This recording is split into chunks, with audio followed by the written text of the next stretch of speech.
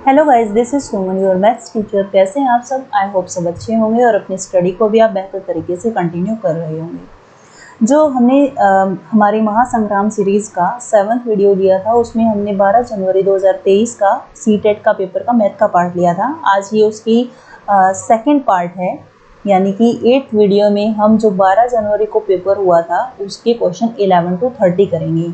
और अगर आप सीरियस कैंडिडेट रहे हैं तो प्लीज़ इस वीडियो को कंप्लीट देखना कि क्वेश्चन हम यहाँ 10 नहीं करेंगे, कम से कम 30 से ऊपर हम क्वेश्चन कर जाएंगे। ऐसे बेसिक्स क्लियर होंगे इसके अंदर और ऐसे फॉर्मूलेज और ट्रिक मैं इसमें आपको समझाऊंगी। सो टाइम ज़्यादा वेस्ट ना करते हुए now let's start the question number first of this video. Which of the following angles can not be drawn using scale and compass only. तो इनमें से कौन सा एंगल हम कंपास और स्केल की हेल्प से यूज नहीं बना सकते।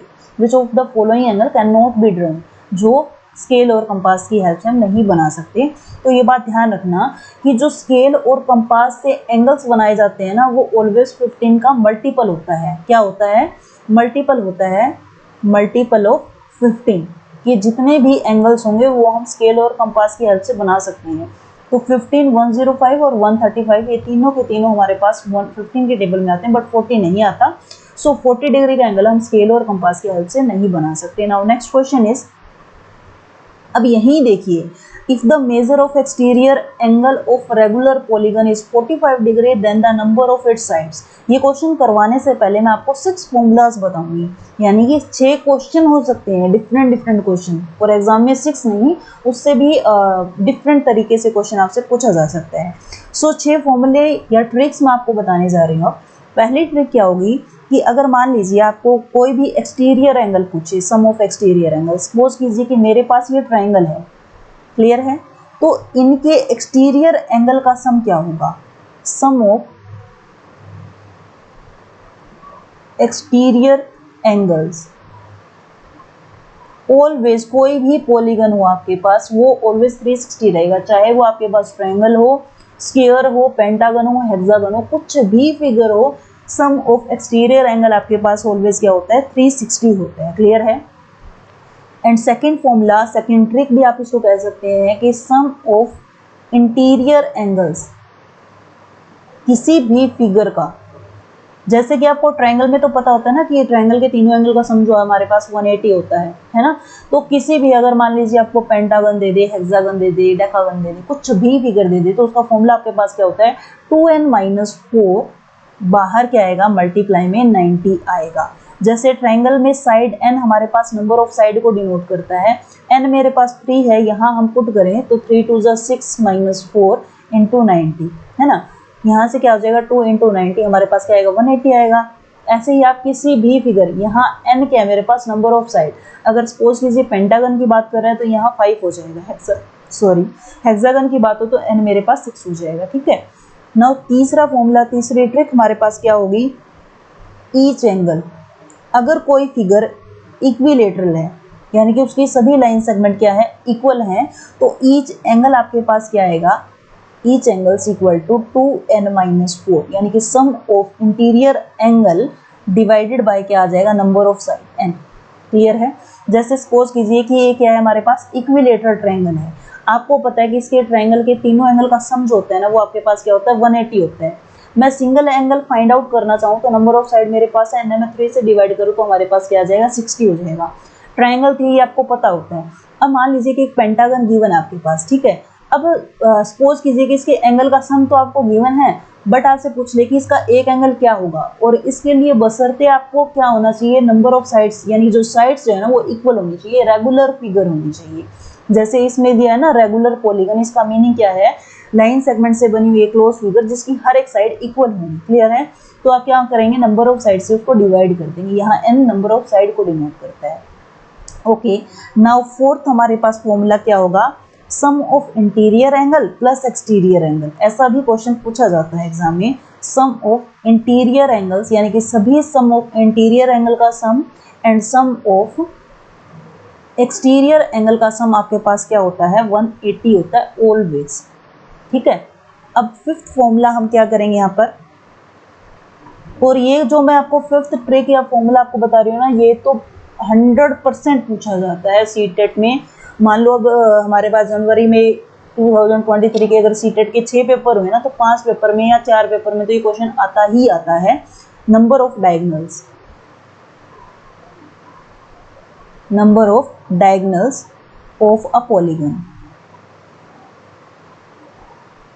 पॉलीगन क्या होता है, जैसे कि 4 लाइन सेगमेंट की बनी हुई एक फिगर है, स्क्वायर है, तो इसके कितने डायगोनल होंगे, 2 डायगोनल होंगे, है ना। ऐसे ही आपके पास पेंटागन होंगे तो इसके कितने डायगोनल्स होंगे। तो ऐसे नंबर ऑफ डायगोनल्स हमें निकालना, तो उसका फॉर्मूला होता है NC2 माइनस n। n क्या है, नंबर ऑफ साइड है। C2 2 क्यों लिया गया है, क्योंकि किसी भी डायगोनल को ड्रॉ करने के लिए मेरे पास 2 पॉइंट चाहिए ही चाहिए, 2 पॉइंट हमें चाहिए होते हैं। माइनस क्या आ जाएगा, n आ जाएगा। सपोज कीजिए कि अब स्क्वायर के अंदर आपको निकालना है ना। स्क्वायर के अंदर कितने नंबर ऑफ डायगोनल्स होते हैं, साइड क्या है हमारे पास n, यानी कि 4 है। C2 C क्या है, यहाँ पर कॉम्बिनेशन को डिनोट करेगा। ये कंसेप्ट है ना, मैं थोड़ा सा आपका क्लियर करवा देती हूँ। NC2 इसका क्या होता है, क्योंकि हम 11th और 12th में पढ़ते हैं, सिर्फ इतनी चीज समझिए। अगर मेरे पास N2 है, NC2 है, तो क्या आता है n factorial divided by 2 factorial divide n minus 2 का factorial. Okay, so wait a minute, मैं इसको इरेज कर देती हूँ ताकि मेरे पास स्पेस हो, मैं आपको अच्छे से समझा सकूँ। क्योंकि ये फॉर्मूला पता हुआ ना, तो आपको कोई भी साइड दे दी जाए तो आप डायरेक्ट उसका निकाल सकते हैं। अब मान लीजिए n फैक्टोरियल क्या होता है, इसको बोला जाता है फैक्टोरियल। जो हिंदी में हमारे पास साइन होता है ना, इसको बोलते हैं फैक्टोरियल। मैथ में होता क्या है, n माइनस 1, एक एक कम करते जाना है मल्टीप्लाई में, n minus 2 up to so on, counting खत्म होगी, जैसे कि 3 इंटू 2 इंटू 1 पे आके खत्म हो जाएगा। ये होता है जर्नल वे में, बट आपको तो जर्नल वे का काम नहीं करना ना। अगर सपोज कीजिए 1 फैक्टोरियल की बात है, तो 1 फैक्टोरियल 1 ही होता है, क्योंकि 1 के आगे तो नंबरिंग जाएगी नहीं ना। 2 के फैक्टोरियल की बात हम करें तो 2 मल्टीप्लाई 1 होगा।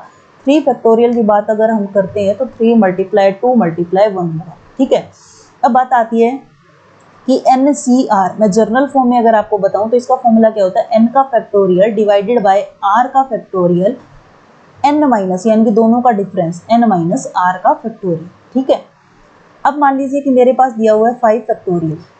अब मैं चाहती हूँ इसको 3 तक ओपन करना है, तो हम क्या करेंगे, 5 मल्टीप्लाई 2 सॉरी 4 मल्टीप्लाई 3। यहाँ आप चाहते हैं ना ब्रेक लगाना चाहते हैं तो फैक्टोरियल लगा दो। ठीक है, और वैसे कंप्लीट इसको ओपन करना चाहें तो इसका मीनिंग होता है 5 multiply 4 multiply 3 multiply 2 multiply 1। I hope आपको समझ आ गया होगा। अब मैं इस फॉर्मूले को लगा के दिखाऊं। अगर सपोज कीजिए आपके पास एक स्क्वायर गिवन है, कितनी लाइन ऑफ सेगमेंट है, 4 है ना। इसका आपको डायरेक्ट पता चल रहा है कि लाइन इसके कितने डायगोनल बन सकते हैं, 1 एंड डायगोनल नंबर 2, 2 डायगोनल आ सकते हैं। अगर इस फॉर्मूले की हेल्प से हम निकालें तो 4C2 माइनस n यानी कि 4, है ना। सिमिलर इस फॉर्मूले की तरह तो हम अप्लाई करें तो क्या आएगा हमारे पास, 4 का फैक्टोरियल डिवाइडेड बाय में 2 का फैक्टोरियल और 4 माइनस 2 का फैक्टोरियल। ठीक है, तो हमारे पास इसको और माइनस में साथ में क्या है, 4 है। अब इसको ओपन करें तो हमारे पास क्या आएगा, 4 फैक्टोरियल रहने दो अभी ऐसे ही, डिवाइडेड बाय 2 फैक्टोरियल, 4 माइनस 2 2 का फैक्टोरियल, माइनस आ गया हमारे पास 4। जैसे मैंने कहा कि 5 को अगर जहाँ तक हमें ओपन करना है ना, वहाँ तक हम ओपन करेंगे। तो 4 मल्टीप्लाई 3 मल्टीप्लाई 2 फैक्टोरियल बंद कर दूं, क्योंकि नीचे भी हमारे पास फैक्टोरियल पड़ा है, वो कैंसिल आउट हो जाएगा। एक 2 के फैक्टोरियल को मैं ओपन करूं तो ये यहीं तक ओपन होने वाला है, -4। 2 फैक्टोरियल से 2 फैक्टोरियल कैंसिल आउट, 2 1 जा 2 2 जा 4, तो 3 2 जा 6, 6 में से 4 माइनस करेंगे हमारे पास आएगा 2। तो नंबर ऑफ डायगोनल्स कितने बन सकते हैं, 2। ये तो हमारे पास थी स्क्वायर, डायरेक्ट पता चल रहा था। बट अगर मान लीजिए आपको डेकागन का पूछ ले, है ना, हेक्सागन का पूछ ले, तो आप किस तरह से फाइंड आउट करेंगे, तो डायरेक्ट आप ये फॉर्मूला अप्लाई कर सकते हो। सो मैं यहाँ रफ कर रही हूँ इसको। फॉर्मूले देखना, एक फॉर्मूला और मैं आपको लिखवाती हूँ, 6 फॉर्मूले होंगे, बट क्वेश्चन कितने सारे अटेम्प्ट हो जाएंगे आप जस्ट ओनली इन फॉर्मूले से। और अगर आपको ये फॉर्मूले याद नहीं है, ये ट्रिक्स नहीं मालूम, तो आप कितना भी टाइम लगा सकते हैं ना इन क्वेश्चन को सोल्व करने में। सो देखिए यहाँ तक आपको समझ आ गया। And last question, number of side अगर आपको निकालना है, अगर आपके पास क्या दिया हुआ है, अब इस क्वेश्चन को करते हैं। If the major of an exterior angle, एक single exterior angle of a regular polygon आपको दिया हुआ 45 degree, then the number of side. ऐसा क्वेश्चन आ जाए और आपसे पूछे नंबर ऑफ साइड्स निकालनी हो और आपको एक एक्सटीरियर एंगल दे दी, नंबर ऑफ साइड्स आपको निकालनी है। तो आपके पास फॉर्मूला होता है sum of exterior angle divided by exterior angle, यानी कि जो भी आपको एंगल गिवन है। ठीक है, आई होप ये आपको समझ आ गया होगा। तो अब क्वेश्चन में हमें देखो क्या दिया हुआ है, if the major of exterior angle of a regular polygon, यानी कि अब हम ये क्वेश्चन कर रहे हैं कि मेरे पास जो एक्सटीरियर एंगल है वो गिवन है 45 degree. Okay, number of sides हमें निकालना है, नंबर ऑफ साइड्स हमें निकालना है। तो मैंने अभी आपको फॉर्मूला बताया कि सम ऑफ एक्सटीरियर एंगल कितना होता है, 360 होता है हमारे पास, डिवाइडेड बाय 45। 3 1 जा 3 5 जा 15, 3 1 जा 3 2 जा 0, 5 3 जा 15, 5 2 जा 10, 5 4 जा 3 1 जा 3 8 जा, यानी कि नंबर ऑफ साइड्स हमारे पास कितनी आ गई, 8 आ गई। क्लियर है, आई होप ये आपको समझ आ गया होगा। और ये 6 फॉर्मूलों को, एंट्री को तो आप रट लीजिए, सीटेट के मैक्सिमम पेपर्स में इनसे रिलेटेड क्वेश्चन आता ही आता है। So now next question is AB and CD are two line segment which intersect at point O. AB and CD दो लाइन सेगमेंट है जो O पॉइंट पे कट करती हैं, and OAC angle, OAC angle आपके पास गिवन है 60 degree. ऐसा question I think हम कर भी चुके हैं पहले वाली प्रीवियस वीडियो में। OCA यानी कि ये वाला जो एंगल है मेरे पास कितना है, 70 है, एंड OBD ये एंगल जो है मेरे पास वो 90 डिग्री है। तो आपको निकालना है ODB, ये वाला एंगल आपको निकालना है। क्लियर है, ट्रायंगल के तीनों एंगल का सम आपके पास 180 होता है। तो 70 + 60 कितना हो गया, अगर हम लेते हैं बाय ट्रायंगल OAC मैं लूँ तो angle O plus angle A plus angle C जो है वो मेरे पास होगा 180 डिग्री। O एंगल हमें फाइंड आउट करना है, A एंगल 60 डिग्री प्लस ये है हमारे पास 70 degree equal to 180 degree. Angle O equal to 180, 60 plus जो 70 हमारे पास है वो 130 minus 130, that means angle O मेरे पास आ गया है 50 डिग्री। ये हमारे पास 50 डिग्री एंगल है। तो वर्टिकली अपोजिट एंगल क्या होते हैं, इक्वल होते हैं। तो ये जो एंगल है इस एंगल के इक्वल होगा, क्योंकि आपस में दोनों क्या हैं, वर्टिकली अपोजिट एंगल। तो ये हमारे पास आ गया 50। सिमिलर वे से अगर मैं उठाती हूँ बाय ट्रायंगल OBD हम लें तो angle O plus angle D plus angle B जो है मेरे पास वो कितना होगा, 180 डिग्री। O एंगल हमारे पास कितना आया, 50 डिग्री, D एंगल हमें निकालना है, और B एंगल हमारे पास है 90 degree equal to 180। Angle D मेरे पास कितना होगा, 180 में से हम क्या करेंगे, 140 को माइनस करेंगे, दैट मीन्स D एंगल जो आया मेरे पास वो अब क्या आ गया, 40 डिग्री। आई होप ये समझ आ गया होगा आपको। Now next question is F, E and V क्या चीजें हैं, ये are respectively the number of faces, edges and vertices of a polyhedron. ये भी मैं आपको बता चुकी हूँ पहले हमारे प्रीवियस वीडियोस में। आपने अगर पहले वाली वीडियोस नहीं देखी है तो प्लीज आप प्लेलिस्ट में जाके देख सकते हैं। Then which of the following is true. तो हमारे पास मैंने फॉर्मूला बताया था कि F plus V equal to E plus 2 होता है। ठीक है, इसके अकॉर्डिंग देखें तो हमारे पास राइट हैंड साइड में 2 पड़ा है, तो हम एडजस्ट करें इसके अकॉर्डिंग तो हमारे पास क्या आएगा, F प्लस में V, E को उठा के लेफ्ट हैंड साइड पे शिफ्ट करें तो माइनस का E इक्वल टू 2। देखते हैं V हमारे पास प्लस का, E माइनस का, ये नहीं हो सकता, E हमारे पास माइनस का, ये नहीं हो सकता, एंड यहाँ से F plus V minus E equal to 2। Yes, option number 3 is our answer. Now next question is in triangle ABC O is the mid point of BC। Triangle draw करते हैं।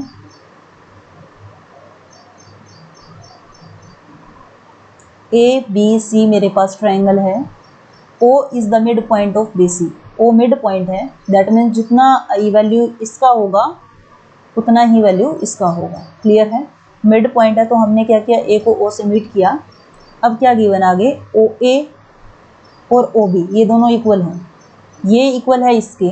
अब देखिए BO इक्वल है OC के, that means जो BO होगा वही तो हमारे पास ये होगा, यानी कि OA, OB और OC तीनों आपस में इक्वल होंगे।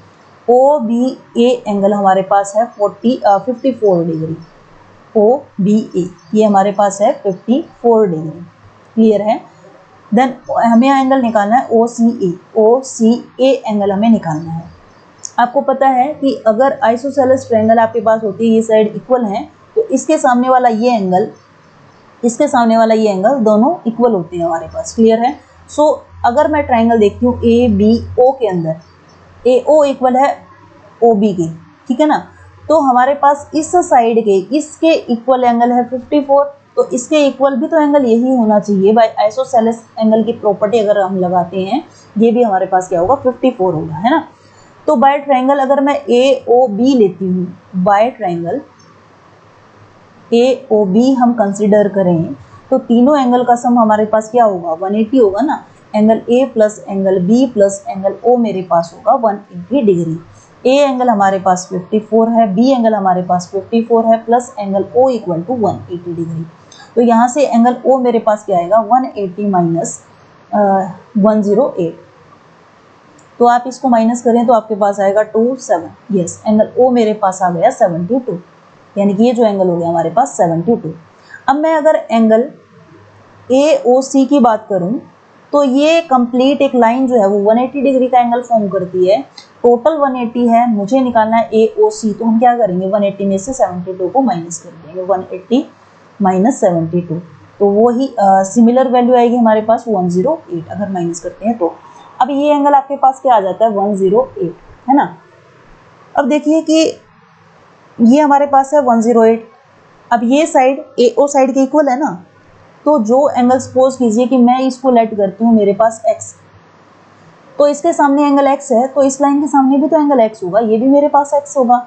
सो बाय ट्राइंगल ए ओ सी हम लेके चले तो angle a plus angle o plus angle c मेरे पास 180 डिग्री होना चाहिए। क्यों? क्योंकि एक ट्राइंगल के तीनों एंगल का सम क्या होता है 180 डिग्री। a एंगल मेरे पास x है, o एंगल हमारे पास 105 है, नहीं वेट हम 108 आएगा, सॉरी माई अपोलॉजी, 108 डिग्री, और प्लस एंगल c जो है मेरे पास x है equal to 180 degree. So 2x equal to 180 minus 108, तो यहाँ से हमारे पास क्या आएगा 72। x मल्टीप्लाई में 2 मल्टीप्लाई में पड़ा था, डिवाइड में चला जाएगा, 2 3 जा 6, 2 6 जा 12, तो x की वैल्यू हमारे पास क्या आ गई 36। और जो एंगल c था मेरे पास, जिसको आप क्या बोल सकते हैं एंगल ओ सी ए भी बोल सकते हैं, वो हमारे पास क्या आ गया 36 degree. So option number 3 is our answer. Now next question is a rhombus has diagonal of length 10 cm and 24 cm। ये आपके पास रोम्बस है A B C and D. ये एक डायगोनल इसका ए सी हमने लिया और ये हमने डायगोनल लिया बी डी। तो एक डायगोनल है 10, ये टोटल बी डी की वैल्यू आपके पास है 10, मैंने लेट कर लिया, ये पॉइंट पे इंटरसेक्ट करते हैं। बी डी की वैल्यू 10 है और ए सी की वैल्यू हमारे पास है 24, है ना। तो ये जो रोम्बस के डायगोनल हैं वो दोनों आपस में एक दूसरे को इक्वल पार्ट में डिवाइड करते हैं। दैट मीन्स मेरे पास बी ओ की जो वैल्यू है वो 5 है और ओ डी की वैल्यू भी मेरे पास 5 है। तो बी ओ की वैल्यू हमारे पास कितनी आएगी 5। ए सी मेरे पास टोटल 24 है, दोनों इक्वल पार्ट में डिवाइड करेंगे तो ये मेरे पास होगा 12, यानी कि ए ओ मेरे पास 12 होगा और ओ सी मेरे पास 12 होगा। जो रोम्बस होता है ना 4 लाइन सेगमेंट उसकी इक्वल होती हैं, अपोजिट साइड्स पैरेलल होती हैं, बट डायगोनल इक्वल नहीं होते। बट डायगोनल है ना 90 डिग्री पे इंटरसेक्ट करते हैं। ये प्रॉपर्टीज होती है रोम्बस की। क्या क्या प्रॉपर्टीज होती है रोम्बस की देखिए, ए बी सी डी है तो हमारे पास होगा A B equal to B C equal to C D equal to D A, है ना। बट क्या होंगे इसके कॉर्नर के एंगल जो होंगे ना वो 90 डिग्री के नहीं होते, बट इसके डायगोनल्स इक्वल भी, जो बी डी इसका डायगोनल है इक्वल नहीं होता है ए सी डायगोनल के। ये डायगोनल आपस में इक्वल नहीं होते, बट ये ना इंटरसेक्ट करते हैं एक दूसरे को 90 डिग्री पे, है ना। सो ट्राइंगल जो है आपके पास यहाँ से ए ओ बी जो ट्राइंगल है, triangle A O B is right angle triangle है आपके पास। क्लियर है? तो पाइथागोरस थ्योरम में यहाँ अप्लाई करूँ तो ए बी का स्क्वायर इक्वल होगा आपके पास ए ओ का स्क्वायर प्लस ओ बी का स्क्वायर। ए ओ का स्क्वायर यानी कि 12 का स्क्वायर आपके पास, और ओ बी का स्क्वायर दैट मीन्स 5 का स्क्वायर। 12 का स्क्वायर आपके पास होता है 144, 5 का स्क्वायर होता है 25, और इन दोनों का एडिशन हमारे पास आता है 169, that means 169 is square of 13। Clear है, ये हमारे पास वैल्यू थी ए बी के स्क्वायर की, दैट मीन्स ए बी की वैल्यू मेरे पास आ गई 13। रोम्बस के लिए मैंने अभी बताया कि इसकी चारों लाइन सेगमेंट क्या होती हैं, इक्वल होती हैं। ओके, तो हमें निकालना क्या था, what is its perimeter in centimetre. तो पेरीमीटर क्या होगा, 4 इंटू साइड, यानी कि चारों लाइन सेगमेंट को हमें क्या करना है, ऐड करना है। 4 इंटू 13, 13 4 जा 52 सेंटीमीटर, क्योंकि पेरीमीटर क्या आएगा, सेंटीमीटर में आएगा, तो 52 is our answer. Now next question is a solid metallic cylindrical rod of radius 1.2 centimeter and length 22 centimeter is melted and recasted as a cylindrical wire of radius 2 millimeter. What is the length of the wire? Wire की length हमें निकालनी है centimetre में। तो पहले हमें क्या दिया हुआ है, एक सॉलिड मेटालिक सिलेंडर दिया हुआ है, रोड। ये हमारे पास क्या है, एक रोड है जिसकी लेंथ हमारे पास है रेडियस जिसकी हमारे पास है 1.2 सेंटीमीटर और लेंथ हमारे पास है 22 सेंटीमीटर। अब देखिए इसको क्या किया, इसने मेल्टेड, पिघला करके एक वायर बनाया है। तो जितना मटेरियल इस सिलेंडर में लगा है और इन्होंने क्या बनाया, एक वायर बनाया इससे, जिसकी जो रेडियस है वो हमारे पास है 2 मिलीमीटर और इसकी लेंथ आपको निकालनी है। Then what is the length of this wire, ये हमें निकालनी है, किस में निकालनी है, सेंटीमीटर में निकालनी है। एक फॉर्मूला मैं आपको बताती हूँ इसमें, उस फॉर्मूले से भी आपके ना कम से कम 5 या 6 क्वेश्चन आराम से हो जाएंगे। ट्रिक है, मान लीजिए ये मिली सेंटी डेसी मीटर डेका है तो किलोमीटर। मैं लिख देती हूँ ट्रिक। इस ट्रिक से कम 1 2 3 4 5 6 7 एंड 7 14 फॉर्मूलेज आपको लर्न हो जाएंगे। ट्रिक है क्या, देखिए, मिली सेंटी डेसी मीटर डेका है तो, इस तो से कुछ नहीं होगा, बस लिंक बनाने के लिए, डेका है तो किलोमीटर, है ना, याद हो जाएगा ना, मिली सेंटी डेसीमीटर डेका है तो किलोमीटर। अब देखिए ऊपर अगर मुझे जाना है, ऊपर मुझे जाना है तो मुझे क्या करना होगा, डिवाइड करना होगा। अगर मुझे नीचे आना है तो क्या करना होगा, मल्टीप्लाई करना होगा। ध्यान से समझना, ऊपर जाना तो डिवाइड करेंगे, यानी कि बड़ी चीज में मिलीमीटर सबसे छोटी क्वांटिटी होती है, फिर सेंटीमीटर, फिर डेसीमीटर, फिर मीटर, फिर डेकामीटर, फिर हेक्टेयर एंड फिर किलोमीटर। अगर मुझे बड़ी चीज में कन्वर्ट करना है तो हमें क्या करना होता है, डिवाइड करेंगे, और हम अगर छोटी चीज में कन्वर्ट कर रहे हैं तो हम क्या करेंगे, मल्टीप्लाई करेंगे। ठीक है, अब मैं ये कहूँ कि मुझे ना 4 मिलीमीटर को किलोमीटर में चेंज करना है, इसको किलोमीटर में चेंज करके दिखाओ। तो देखिए 1 2 3 4 5 6 प्लेस पे है ना, तो हम क्या करेंगे, बड़ी चीज में कन्वर्ट कर रहे हैं ना, तो इसको 10 की पावर 6 से क्या कर देंगे, डिवाइड कर देंगे। अब मेरे पास ये क्या बन गया, किलोमीटर बन गया, है ना। अब मैं कहूँ कि मेरे पास क्या है, 4 हेक्टेयर है, और 4 हेक्टेयर को ना आप सेंटीमीटर में चेंज करके दिखाओ। तो मुझे नीचे आना है, देखो हेक्टेयर से मुझे नीचे आना है 1 2 3 4 प्लेसेस तक नीचे आना है ना, तो मैं क्या करूँगी, 10 की पावर 4 से इसको मल्टीप्लाई कर दूंगी। समझ आया, तो ये हमारे पास ट्रिक है। अब देखिए 2 मिलीमीटर को चेंज किस में करना है, सेंटीमीटर में चेंज करना है। तो मिली से तो सेंटी 1 ही प्लेस पे ऊपर है ना, और बड़ी चीज में कन्वर्ट कर रहे हैं, तो हम क्या करेंगे, डिवाइड करेंगे किसको, 10 की पावर 2 से। अब ये मेरे पास क्या बन गया, 2 सेंटीमीटर बन गया। क्या चीज, 2 मिलीमीटर किसके इक्वल होता है, 2 divided by 10 raise to power 1 centimetre, क्योंकि हम बड़ी चीज में कन्वर्ट कर रहे हैं। आई होप ये चीजें ना आपको समझ आ गई होगी। और देखो कितने सारे फॉर्मूले मैं इससे बना सकती हूँ, है ना। वेट अ मिनट, यस, कितने सारे फॉर्मूले, अगर किलोमीटर को हेक्टेयर में, डेका में, मीटर में, डेसी में, किसी में भी चेंज करने हैं, आप इस ट्रिक से, जस्ट ओनली सिंगल ट्रिक से सारे फॉर्मूले आप कवर कर सकते हैं, है ना। तो अभी हमारे क्वेश्चन पे आते हैं कि हमारे पास क्या थे, एक सिलेंड्रिकल रोड थी जिसको पिघलाने के बाद इन्होंने क्या बनाया, वायर बनाया। जो रोड है उसकी हमारे पास रेडियस और लेंथ दोनों गिवन है, हाइट दोनों गिवन है। हमें एक ऐसा पाइप बनाना है जिसकी रेडियस हमें गिवन है बट लेंथ नहीं मालूम कितना बनाना है। तो मटेरियल तो दोनों क्वांटिटी में सेम ही रहा, मटेरियल का मीनिंग वॉल्यूम तो दोनों की सेम है, वेट तो दोनों का सेम है ऑल टोटल। तो हमारे पास इसका जो वॉल्यूम होगा वो इसका वॉल्यूम होगा, बराबर होगा। अच्छा, वॉल्यूम होता क्या है सिलेंडर का, volume equal to pi r square h होता है ना। तो अब दोनों वॉल्यूम को मैं इक्वल रखूं तो पाई के प्लेस पे पाई, पहले वाले की रेडियस क्या है 1.2, तो मैं लिख सकती हूँ इसको 12 डिवाइडेड बाय 10, पॉइंट हटाया 10 लगा दी, पाई आर स्क्वायर है ना। एच मेरे पास क्या है 22, किसके इक्वल होगा अकॉर्डिंग टू क्वेश्चन, वो होगा पाई आर स्क्वायर। अब आर इसकी क्या है 2 मिलीमीटर, मैं सेंटीमीटर में मैंने चेंज किया तो हम क्या लिख सकते हैं 2 divided by 10 multiply 2 divided by 10 into H. H मुझे नहीं मालूम, यानी कि लेंथ जो है वो हमें क्या करनी है, निकालनी है ना। पाई दोनों तरफ से कैंसिल आउट हो जाएगा, 10 से मेरा 10 कैंसिल, इस 10 से मेरा ये वाला 10 कैंसिल, ठीक है।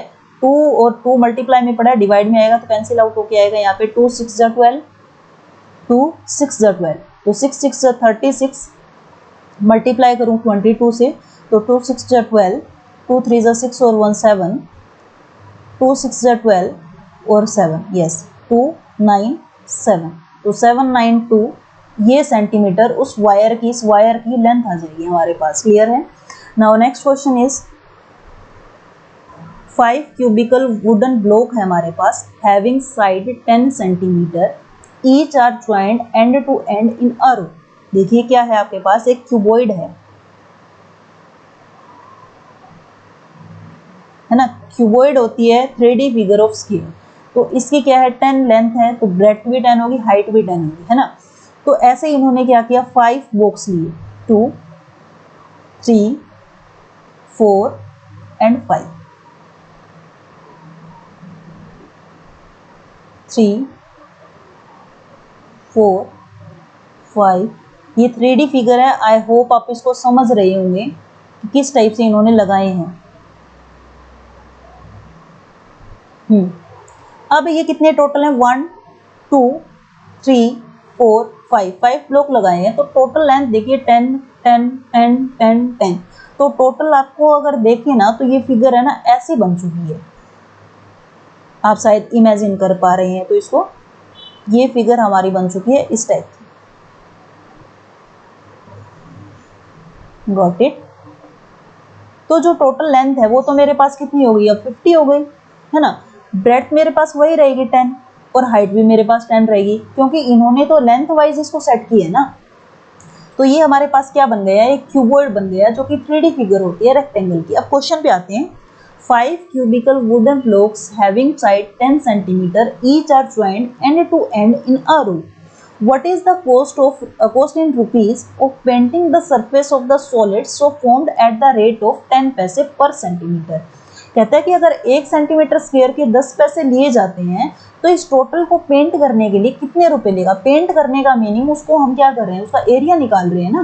पेंट करना है तो क्या करेंगे, एरिया निकाल रहे हैं, तो यानी कि पेंट करना है उसको हर टोटल साइड से पेंट करना है, दैट मीन्स मुझे इसका टोटल सरफेस एरिया चाहिए।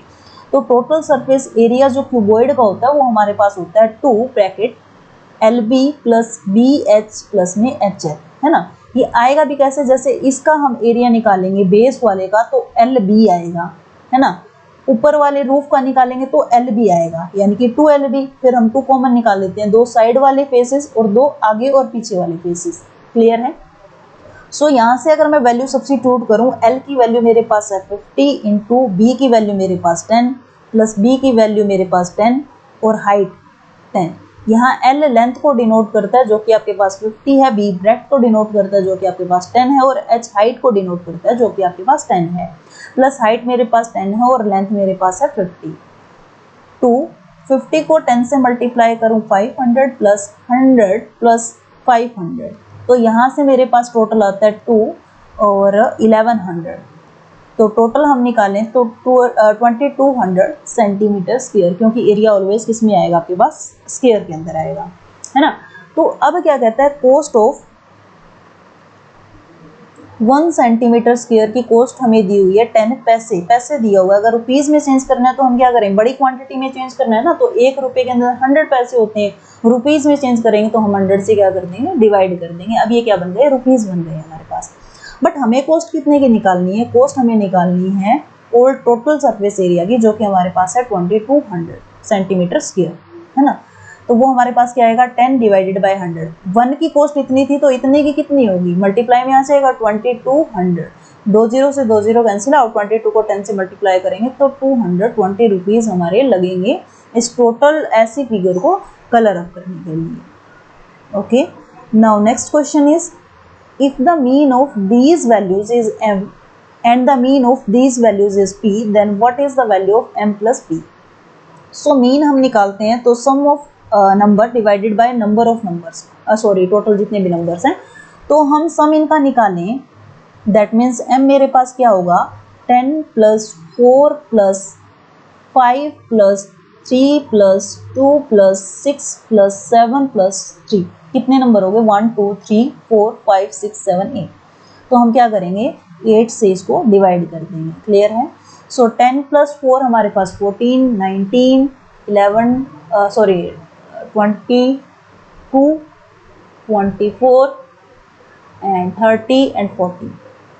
This implies that 40 divided by 8, 8 5 is 40. This implies that मेरे पास m की जो वैल्यू आ गई हमारे पास वो आ गई है 5, है ना।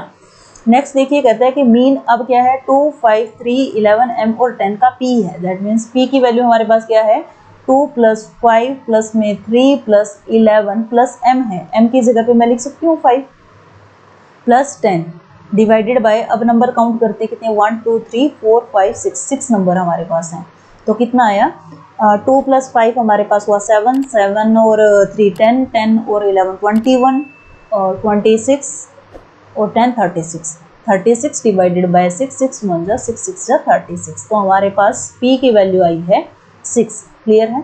हमें निकालना था m plus p, that means आपके पास क्या आया, 5 plus 6 equal to 11। So option number second is our answer. Now next question is, number from 25 to 50 are written on different slips, one number on one slip.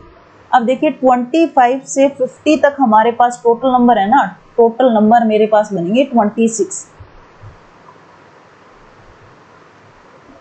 है ना। 26 कैसे, अगर मैं 26 to 50 तक काउंट करूं तो वो 25 नंबर और एक 25 भी तो इसके अंदर इंक्लूड है, तो टोटल नंबर हमारे पास आ गए 26। अब क्या निकालना है, इन्होंने अलग अलग स्लिप्स पे नंबर राइट किए, जैसे कि 25 26 27 अप टू 50 तक, और इन्होंने क्या किया, उन स्लिप्स को एक बॉक्स के अंदर डाल दिया। One slip is chosen from the box at random, एक स्लिप निकाली तो प्रोबेबिलिटी निकाल दीजिए कि उस स्लिप के ऊपर क्या हो, not getting a prime number, prime number नहीं होना चाहिए। हम पहले क्या करें, प्राइम नंबर निकाल लेते हैं, पहले प्रोबेबिलिटी निकाल लेते हैं कि प्राइम नंबर की कितनी आएगी, फिर हम उस प्रोबेबिलिटी को अगर 1 में से माइनस कर देंगे तो हमारे पास प्रोबेबिलिटी आ जाएगी not getting a prime number. So prime number हमारे पास कौन कौन से होंगे, प्राइम नंबर्स बिटवीन 25 टू 50, हमारे पास जो प्राइम नंबर्स होंगे वो होंगे हमारे पास 29, उसके बाद 31, फिर 37, फिर 41, उसके बाद 43 एंड 47, यस, बस इतने ही हमारे पास प्राइम नंबर होंगे। तो प्रोबेबिलिटी हम निकालें गेटिंग अ प्राइम नंबर, 1 2 3 4 5 6, तो 6 नंबर मेरे पास प्राइम है, डिवाइडेड बाय टोटल नंबर मेरे पास है 26। अब हम अगर प्रोबेबिलिटी निकालें getting not a prime number,